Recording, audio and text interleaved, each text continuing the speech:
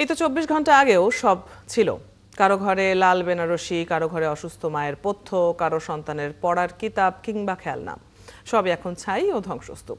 খোলা আকাশের নিচে নিরন্ন রাত্রি যাপনের পর ভোরের আলোতে কড়াইলের মানুষ দেখছেন তাদের সর্বনাশ।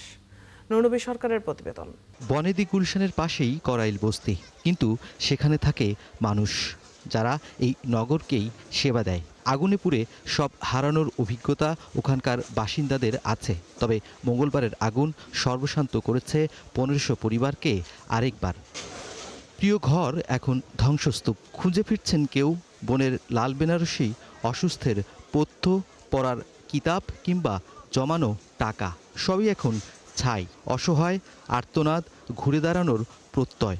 যে জায়গায় আগুন লাগছিল ওই জায়গায় আপনার আগুন নিভাইতে নিভাইতে গিয়া নিজের ঘর হারাই গেছি। দেখছি যে এইখানে আগুন রায় পড়ছে, দরকার আমরা জীবন লেবাসি গা।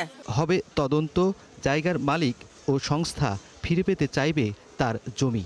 নিরুপায় মানুষগুলো আবার ওঠাবে ঘর, হয়তো সেই ঘরও পূর্বে কোনো এক অগ্রহায়ণের আগুনে। এই হয়তো নিয়তি, কিন্তু গড়তে হবে ঘর। কিচ্ছুই নাই বাবা, এই যে যাইয়ালা মাল সামা আসিল, 2টা পয়সা করছিলাম 40,000 টাকা আসিল। আমগো ফ্রিজটা বসাইতে পারছে, আর টিভি আর কিছু না, আর আলমারি সব পুরা গেছে। মনুষ্যত্বপূর্ণ হৃদয়বান মানুষ কেউ এগিয়ে এসেছে সাহায্যের হাত নিয়ে। তবে এর মাঝেও নিরন্ন নির্ঘুম সম্বলহীনদের পাশে দাঁড়াবে কি রাষ্ট্রযন্ত্র? নুরনবী সরকার, ৭১, ঢাকা।